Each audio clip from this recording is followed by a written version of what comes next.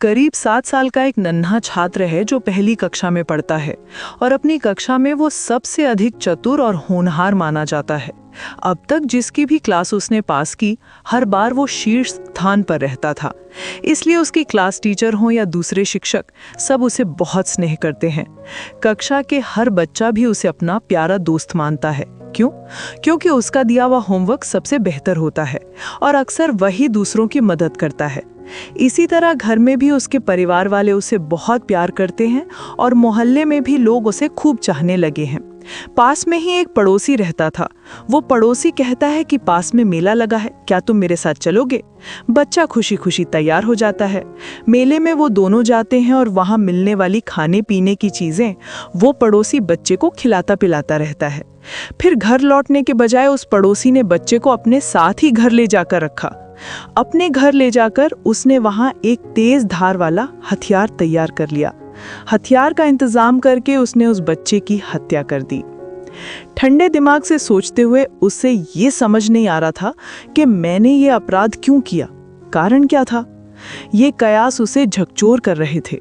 डर भी सताने लगा, पुलिस पकड़ लेगी या लोग क्या कहेंगे, ये सब उसके दिमाग में था। फिर उसके दिमाग में एक योजना आई। उसने एक बोरा लिया और शव को उसमें डाल दिया।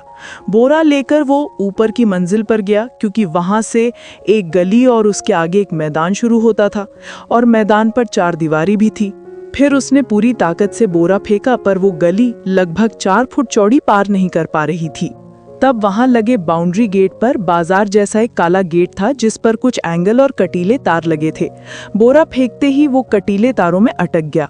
उसे लगा शायद अब कुछ पता नहीं चलेगा, मगर जो भी अपराधी कितना भी चतुर क्यों ना हो, पकड़ ही लिया जाता है। इस घटना ने पूरे आजमगढ़ को झकझोर दिया।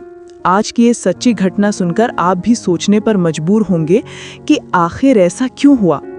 आदाब, सत श्री अकाल। आज मैं आपको ये सच्ची घटना सुनाने जा रहा हूँ। ये मामला उत्तर प्रदेश के आजमगढ़ जिले के सिधारी थाना क्षेत्र का है। सिधारी थाने से लगभग 500 मीटर दूर हाइडल चौराहा आता है, जो पठान टोला इलाके में है। उस पठान टोला के रहने वालों में से एक व्यक्ति हार्डवेयर की दुकान चलाता था। उसका नाम मुकर्रम था। मुकर्रम की पत्नी 24 सितंबर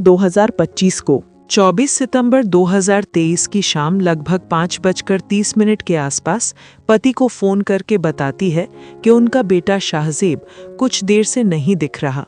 क्या तुम देखकर बताओ कि वो तुम्हारे पास है या आसपास कहीं है, या मेले में तो नहीं गया। जैस्मीन खातून ने जब ये कहा तो मुकर्रम बोला कि घबराओ मत, मैं देखता हूँ। वे मेला और आसपास हर जगह जाकर बच्चे को ढूंढते हैं, पर शाहजेब कहीं नहीं मिलता। जल्दी जल्दी दुकान बंद कर वे घर लौटते हैं और वहां भी जहां जहां वो बच्चा जाता था सब जगह ढूंढते हैं। पड़ोसियों से पूछा गया तो जिन्होंने बच्चे को देखा था उन्होंने अपनी अपनी जानकारी दी। ये खबर धीरे धीरे मोहल्ले और आसपास तक फैल गई। लोग चिंतित हुए और सलाह दी कि मामला बिगड़ने से पहले पुलिस को बताया जाए। इसलिए परिवार के लोग नजदीकी थाना सिधारी पहुंचे और बताया कि उनका बेटा शाम 5:30 से लापता है। अब आप देखिए, पुलिस ने प्रारंभ में कहा कि शायद बच्चा आसपास ही भटक रहा होगा, मेले में देख लो, और कहा कि आधिकारिक कार्यवाही के लिए कम से कम 24 घंटे इंतजार करोगे। परिवार ने अपने स्तर पर खोजा और सोशल मीडिया पर बच्चे की तस्वीर डालकर सूचना फैलाई। उसके नाम, माता पिता और पता के साथ कहा गया कि जो भी जानकारी दे सके वो बताए। रात भर लोगों ने उसे ढूंढा, किंतु कुछ पता नहीं चला। अगले दिन 25 सितंबर 2023 की सुबह लगभग 7 बजे मुकर्रम को एक कॉल आती है। कॉलर कहता है कि यदि अपने बेटे की सलामती चाहते हो तो 12 लाख रुपए इकट्ठा करो और बताए गए समय पर पैसे पहुंचा दो, वरना तुम्हें अपना बच्चा कभी नहीं मिलेगा। पिता डरकर तुरंत थाने पहुंचा और ये बात बताई। पुलिस ने उस नंबर की जांच शुरू कर दी। फिर खोज खबर तेज कर दी गई। बस स्टैंड, रेलवे स्टेशन, आसपास के जंगल और जगह जगह सर्च किया गया, पर कुछ सटीक पता नहीं चला। इसी बीच मोहल्ले के पिछले हिस्से वाली एक छोटी गली, लगभग 4 फुट चौड़ी गली के पास एक महिला खड़ी थी। उसी समय एक तेज बाइक गुजर रही थी और वो महिला दीवार से सटकर बचती है। तभी हवा के साथ कुछ गिरता दिखाई दिया, कुछ लाल दाग, और जब उसने ऊपर देखा तो कंटीली झाड़ियों या तारों पर एक बोरा लटका था, जिससे कुछ खून की बूंदें टपक रही थी, पर खून अंदर की ओर गिर रहा था और बाहर दिख नहीं रहा था। महिला समझ गई कि कुछ गंभीर है और जोर से चीखी। उसकी चीख सुनकर आसपास के लोग बाहर आए और बोरा दिखा। जब बोरा खोला गया तो उसमें उसी 7 साल के शाहजेब की लाश निकली, वही बच्चा जो कल रात से गायब था। ये दृश्य देखकर सब सहम गए। सूचना फौरन पुलिस को दी गई और पुलिस भी मौके पर दौड़ी। स्थानीय लोग और परिजन भड़क उठे। लोग नारे लगाने लगे और पूछा जाने लगा कि आखिर कौन कर गया ये सजा। चर्चा में आया कि आखिरी बार बच्चे को वहीं पड़ोसी शैलेंद्र निगम उर्फ पिंटू के साथ दिखा गया था।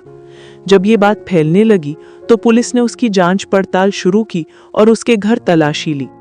छत पर ब्लेड के निशान मिले और पुलिस ने अनुमान लगाया कि कुछ इसी घर से जुड़ा हुआ है। सुरक्षा कारणों से आसपास भारी संख्या में पुलिस बल तैनात कर दिए गए ताकि माहौल बिगड़ने न पाए। कारण ये भी था कि मृतक मुस्लिम परिवार का था और जिस पर शक था वो हिंदू परिवार के करीब रहता था।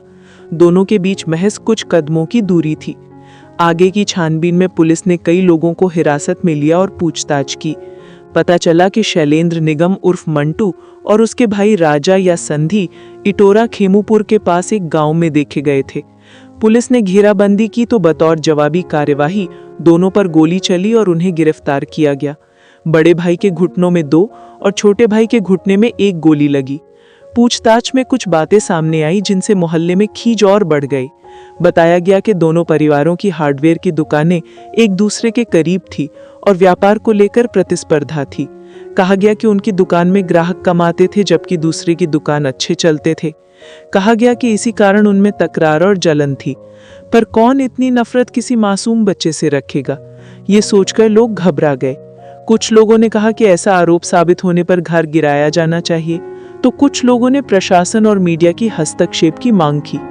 पुलिस ने क्रमशः 5 लोगों को गिरफ्तार किया और मीडिया भी मौके पर आ गया।